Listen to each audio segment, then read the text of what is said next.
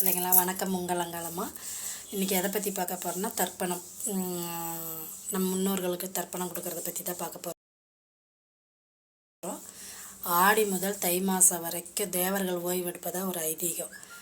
அப்போ நம் முன்னோர்கள் நம்மளை பாதுகாக்க பூலோகத்திற்கு வருவாங்களாம். அப்படி வரும்பொழுது நம்ம அவங்கள வரவேற்று அமாவாசை தினத்தில் தர்ப்பணம் கொடுக்கறது தான்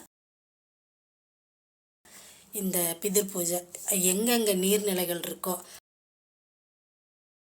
அங்கே போய் தர்ப்பணம் கொடுத்து வீட்டுக்கு பூஜை அறையில் தலைவாழை இலை போட்டு அவங்களுக்கு என்னென்ன பிடிக்குமோ அத்தனையும் வச்சு படையல் போட்டு காக்காய்க்கு சாப்பாடு வச்சு நம்ம அந்த பூஜை சிறப்பாக பண்ணோம்னா நம் முன்னோர்கள் நம்மளை வாழ்த்துவாங்க அப்படிங்கிறது ஐதீகம். இன்னொன்று குலதெய்வ வழிபாடும் முன்னோர்கள் வழிபாடும் அவங்களுக்கு என்ன செய்யணுமோ அதை செஞ்சால் மட்டும்தான் நம்ம இஷ்ட தெய்வம் உள்ளார வரும்.